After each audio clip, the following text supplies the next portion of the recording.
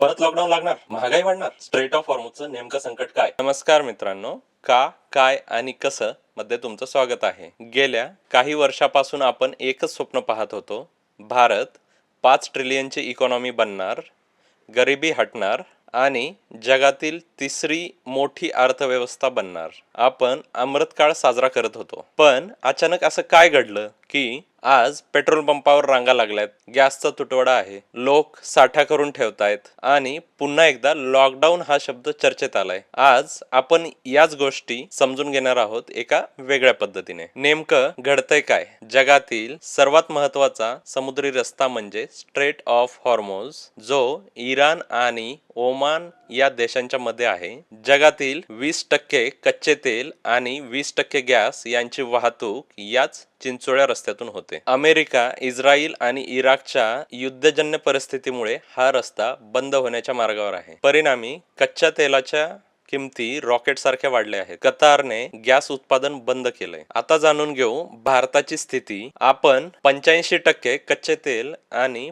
50% gas आयात करतो. जर हा रस्ता बंद झाला तर आपल्या देशात येणाऱ्या इंधनाची लाईफलाईनच कापली जाईल. ताज्या बातम्या आणि लॉकडाऊनच्या अफवा. सोशल मीडियावर चर्चा आहे की सरकार लॉकडाऊन लावणार, पण सत्य काय आहे? सरकारने स्पष्ट केलंय की सध्या असा कुठलाही विचार नाही, पण असं दिसून येतंय की आर्थिक फटका मात्र बसणार आहे. याचा आपल्यावर परिणाम काय होतोय? आता प्रश्न येतो, युद्ध तिकडे होतंय, मग आपल्याला टेन्शन का? इंधनावर बोलायचं झालं तर आज पण भारत पूर्णपणे आयातीवर अवलंबून आहे. आपले पेट्रोलियम उद्योग फक्त कच्च्या तेलाची आयात करून रिफाइंड करून विकण्यावर चालतात. दुसरा मुद्दा म्हणजे रुपयाचं मूल्य. आपण तेल डॉलरमध्ये विकत घेतो. या युद्धजन्य परिस्थितीमुळे डॉलर महागला आणि रुपयाच्या किमतीमध्ये घसरण झाली. RBIला आपला परकीय चलन साठा खर्च करावा लागतोय. पुढचा मुद्दा म्हणजे साखळी परिणाम, डॉमिनो इफेक्ट. शेतीसाठी लागणारे खतं महागणार,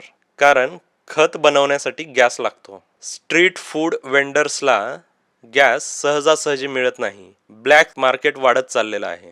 कमर्शियल गॅस महागल्यामुळे हॉटेलमधील जेवण, शाळा, हॉस्पिटल, कंपन्यांचे जेवण यांचे दर वाढणार. उद्योगांचा विचार केला तर प्लास्टिक, पेंट, इलेक्ट्रॉनिक्स, फार्मा आणि टेक्सटाईल या सर्व उद्योगांमध्ये क्रूड ऑइल किंवा गॅसचा वापर होतो. थोडक्यात काय, जर तेल महागलं तर सुईपासून विमानापर्यंत सगळंच महाग होईल. आता याचा विचार करू. सर्वात महत्वाचा भाग, या संकटाचा सामना कसा करायचा. आपण फक्त रिॲक्टिव्ह म्हणजे संकट आल्यावर ओरडणारे नाही, तर प्रोॲक्टिव्ह आधीच सावध होणारे बनलं पाहिजे. यावरचे काही उपाय. आता इलेक्ट्रिक गाड्या फॅशन म्हणून नाही तर ती गरज बनली आहे. सौर ऊर्जेचा वापर वाढवला पाहिजे. भारताकडे 50 ते 60% ओला कचरा आहे. त्यामधून कंप्रेस्ड बायोगॅस बनवता येईल, ज्याचा उपयोग इंधन म्हणून केला जाईल. ट्रॅफिकचा प्रश्न मार्गी लागला तर गाड्या एकाच ठिकाणी थांबून राहणार नाहीत आणि त्यातून इंधनाची बचत नक्कीच होईल. आपण भारतात सौर ऊर्जा आणि पवन ऊर्जेचे प्रकल्प मोठ्या प्रमाणावर राबवले पाहिजे.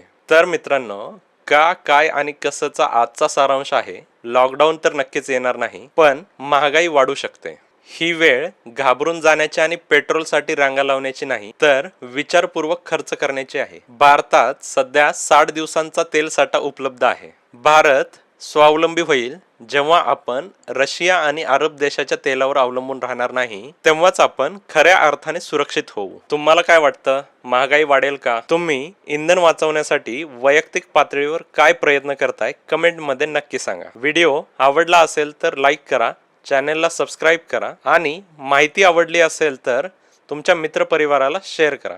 धन्यवाद. जय हिंद.